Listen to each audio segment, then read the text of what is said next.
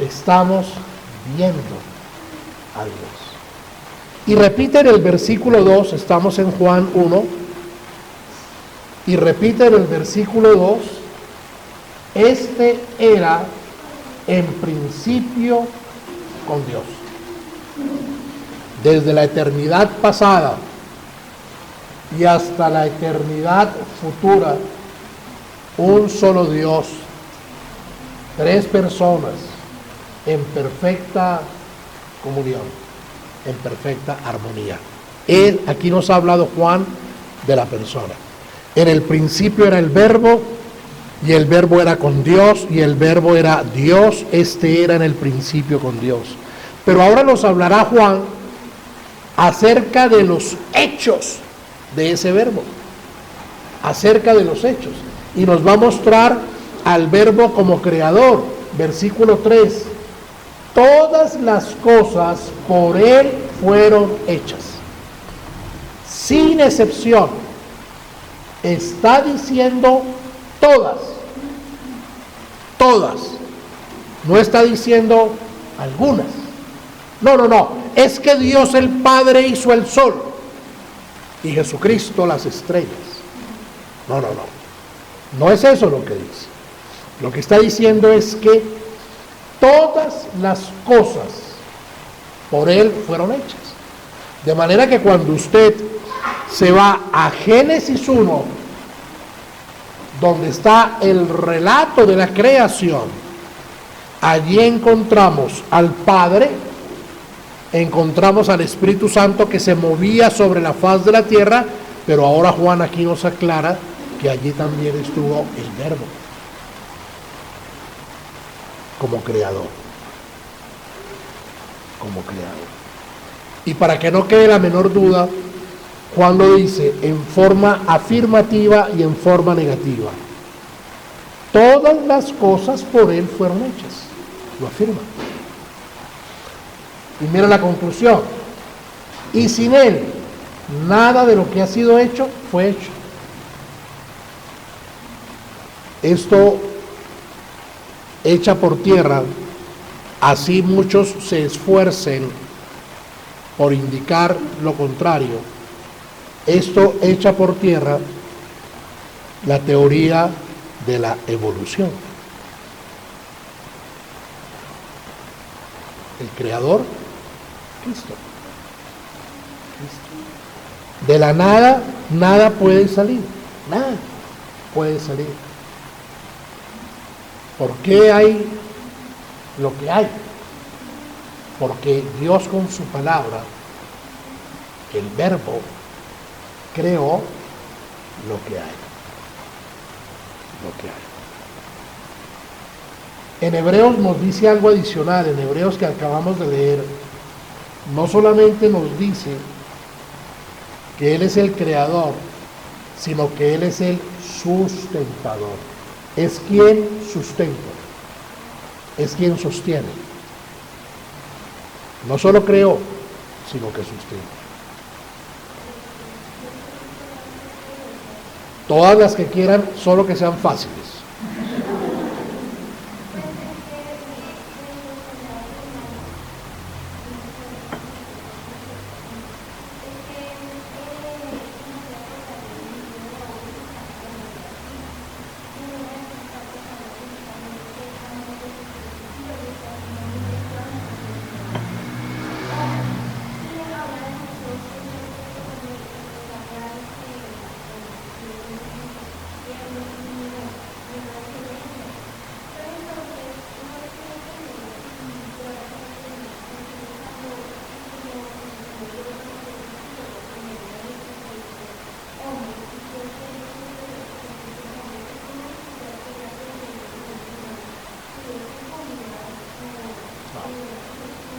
Para nada. Has mencionado la gloria del Señor y sus naturalezas. En el Señor Jesucristo encontramos que Él es 100% hombre, lo voy a mencionar más adelante, pero es 100% Dios. Nuestra mente no logra entender, descifrar cómo en Cristo podían estar las dos naturalezas. Pero no es que haya habido una mezcla, una combinación de las dos naturalezas. 100% hombre, 100% Dios.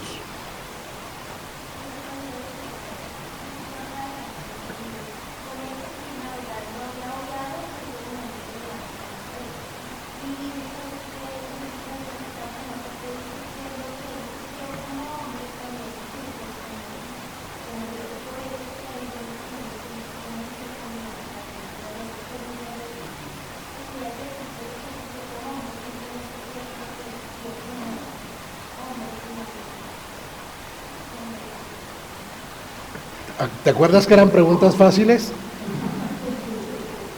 Mira, desde el momento mismo en que el Señor Jesucristo nació, empezó a sufrir como Dios, en el sentido de que un ser perfectamente santo se encontró rodeado de pecadores. Y para Dios eso implica mucho ira, mucho enojo, mucho sufrimiento. Y a lo largo de toda su vida, los 33 años que vivió con nosotros, Él estuvo rodeado de pecadores, entregando gracia, dando gracia y viendo cómo aquellos a quienes les daba gracia le atacaban y finalmente lo llevaron a la cruz. Dios, nuestro Señor Jesucristo en la cruz, el sufrimiento de nuestro Señor Jesucristo en la cruz no se remite solamente al sufrimiento en su cuerpo humano, que es el énfasis que hacen mucho las películas que vemos. La corona de espinas, la flagelación, la carga de la cruz, el ser objeto de escupitajos y de insultos como ser humano. Ahora tratemos de, si pudiéramos comprender el sufrimiento del Hijo, de este Hijo perfectamente santo, de este Hijo perfectamente justo, sobre quien en algún momento hay una ruptura en la comunión con el Padre y sobre quien cae la ira de Dios. Por supuesto que allí debió haber un sufrimiento. Dios mío, ¿por qué me has abandonado? Resumimos, 100% hombre, 100% Dios. Y de acuerdo a la propia naturaleza, sufrimientos como hombre, tuvo sed, lloró, etcétera, etcétera, pero también la ruptura en la comunión y la carga del pecado de todos aquellos por quienes Él murió en la cruz. En cuanto a la gloria, encontramos, aquí se nos está mostrando y en muchos lugares la gloria de nuestro Señor Jesucristo en los cielos, pero también hay una gloria que es la gloria de la humillación, que encontramos algo de eso en Filipenses 2, del 1 al 11, ¿no? Cuando allí se nos habla de manera muy clara de cómo fue humillado, haciéndose hombre hasta la muerte, y obediente hasta la muerte y muerte de cruz, pero luego fue exaltado. Y hay otra gloria, en el caso de nuestro Señor Jesucristo, que es hacer la voluntad del Padre. Él lo dice reiteradamente en Juan: mi gloria es hacer la voluntad del Padre. ¿Te respondí? ¿Tienes otra pregunta? Todas las cosas por Él fueron hechas, y sin Él nada de lo que ha sido hecho fue hecho. Fue hecho. Es creador, sustentador. Vayamos a Colosenses 1, 16 y 17.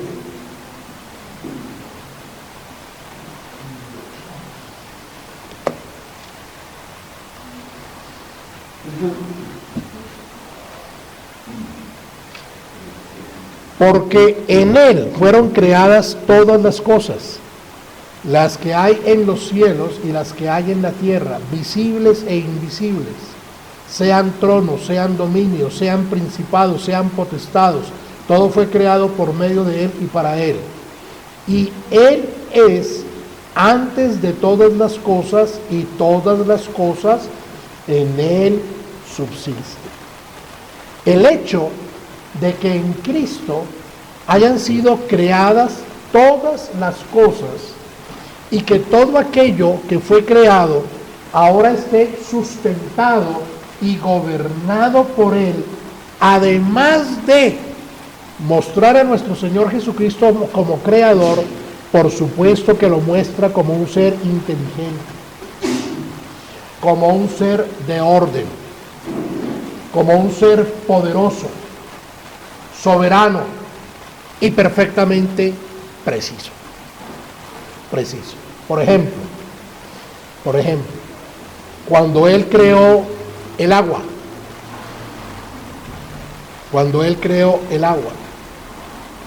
además de crear el resultado de la combinación de 2 de hidrógeno y 1 de oxígeno, creó todas las leyes físicas y químicas pertinentes al agua.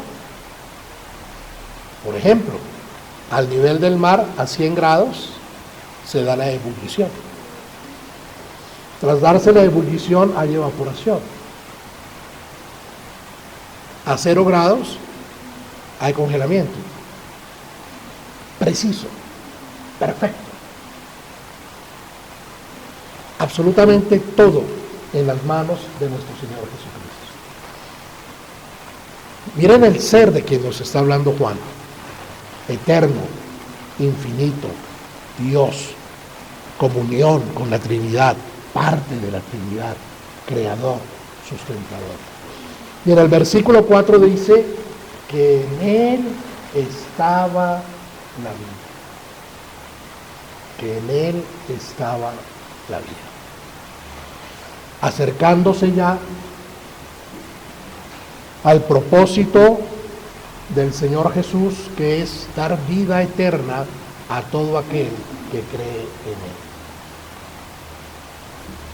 Él. Desde Génesis 3, cuando Adán pecó y entró el pecado en el mundo y con él la muerte, los hombres perdimos la luz. Perdimos la luz. No me refiero a que hayamos perdido la luz del día, sino a que perdimos la luz espiritual. Por eso en Génesis 3, cuando ya se ha dado el pecado, por ejemplo, Dios le hace una pregunta redentora a Adán. Pero como él no tiene luz espiritual, responde como responde. Génesis 3:9, después del pecado y de que ellos se han ocultado, dice allí: mas Jehová Dios llamó al hombre y le dijo: ¿dónde estás tú? Sería que Dios no sabía en dónde se encontraban físicamente en ese momento Adán y Eva, pero por supuesto que lo sabía. Aquí la pregunta de Dios, ¿y dónde estás tú?, no tenía por objeto que Adán dijera: estoy aquí escondido detrás de un árbol, al borde del río. No, era una pregunta redentora, en donde lo que se buscaba era que Adán dijera, que Adán respondiera: pequé contra ti, desobedecí el mandato que me diste, he comido del fruto del árbol de la ciencia del bien y del mal, y sé que por esto vendrá un castigo sobre mí, y necesito de un Salvador. Pero esa no fue la respuesta que dio Adán. Esa no fue la respuesta. La respuesta que dio Adán es una respuesta que denota más todo el diálogo que viene a continuación en Génesis 3.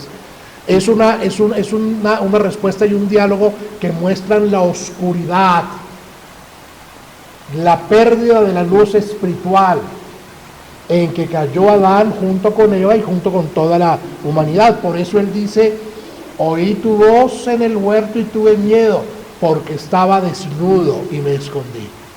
¿Y cómo es que antes, en ese estado de desnudez, no se escondía, sino que se veía frente a frente con Eva, su esposa, y ninguno de ellos se avergonzaba? Y cómo es que antes, en ese estado de desnudez, caminaba en comunión con Dios por el paraíso y no se avergonzaba. La respuesta aquí de Adán denota que él ha perdido su luz espiritual. Como dice Efesios, ahora está muerto en delitos y pecados. Y todos ustedes, y todo ser humano y yo, hemos nacido sin luz espiritual, muertos en delitos y pecados. Y luego encontramos que Adán, para usar un término siglo XXI, echa al agua a Eva, la mujer que me diste. Me dio a comer y yo comí. En vez de proteger a su esposa, la echa al agua. Juan nos está diciendo allí, en Juan 1:4, en él estaba la vida y la vida era la luz de los hombres. ¿Qué tenemos hasta acá? A la segunda persona de la Trinidad, la palabra de Dios en acción, la palabra reveladora de Dios, a un ser que no ha sido creado sino eternamente preexistente, un ser divino cuya existencia es continua desde la eternidad pasada y hasta la eternidad futura, un ser divino que es atemporal, que es trascendente, que se encontraba desde antes de la creación en perfecta comunión e intimidad con el Padre y que comparte su misma gloria.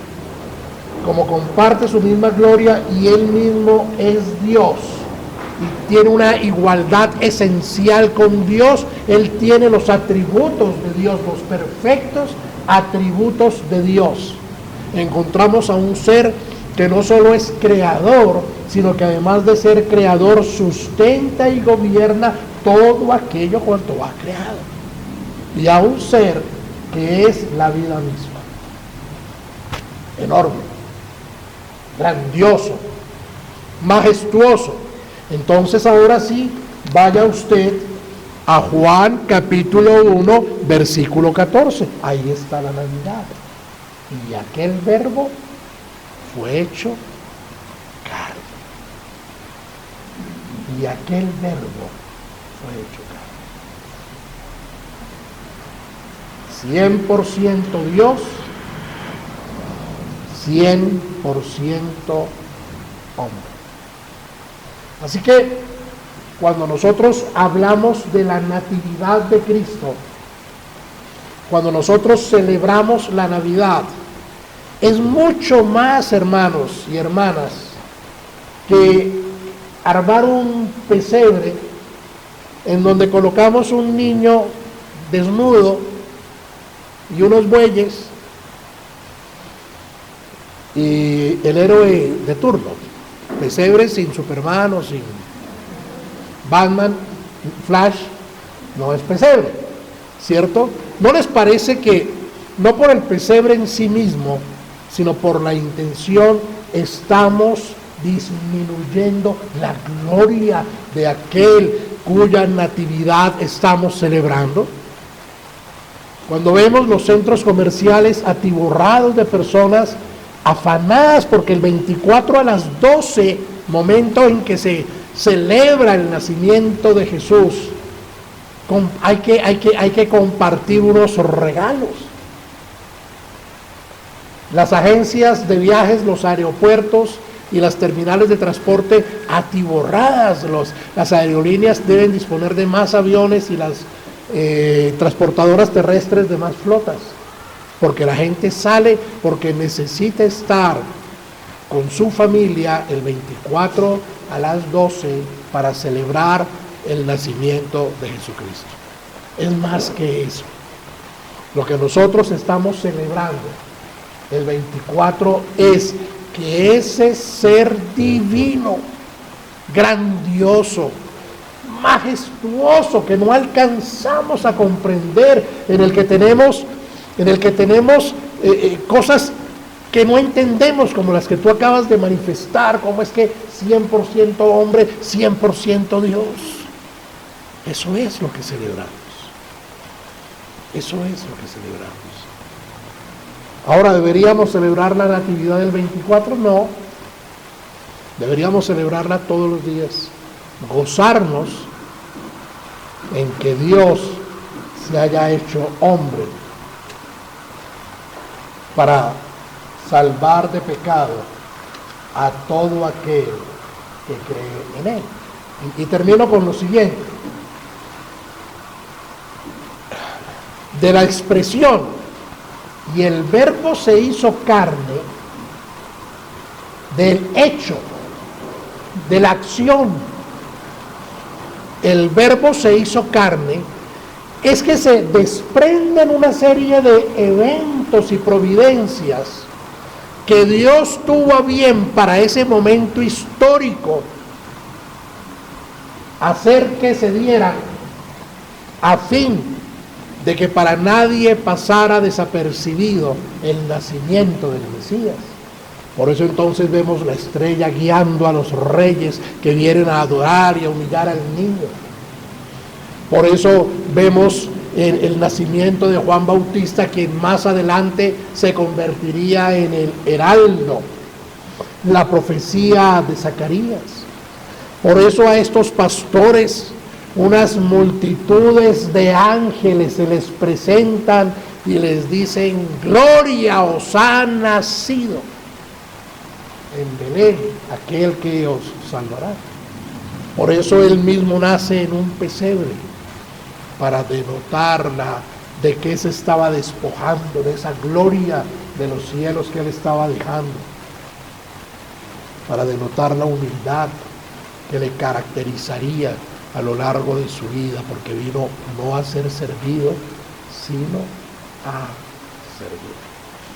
Sírvanos entonces esta porción de Juan, entre otras razones, para que podamos compartir con otras personas la verdadera naturaleza y gloria de la natividad de nuestro Señor Jesucristo. Porque de tal manera amó Dios al mundo, que dio a su Hijo unigénito, para que todo aquel que en Él cree no se pierda, sino que tenga vida eterna. Vamos a orar. Padre de los cielos, te alabamos, nuestro Dios. A ti, Dios, sea toda la gloria y toda la honra. Padre, gracias porque desde antes de la fundación del mundo acordaste con el Hijo y con el Espíritu Santo la obra redentora y dispusiste, Padre, que tu Hijo dejara su gloria en los cielos para humillarse aquí en la tierra a fin de salvar a aquellos a quienes tú amaste también desde antes de la fundación del mundo. Padre, rogamos que nos des de tu luz y de tu gracia para que podamos comprender de mejor forma la verdadera celebración que acordamos ese 24 de diciembre, Señor. Gracias por Cristo, gracias por su obra en la cruz. Gracias por todos aquellos que has traído a la fe. Rogamos por nuestros familiares y amigos que aún no son objeto de tu gracia, por si quisieras concederlo. En Cristo Jesús. Amén.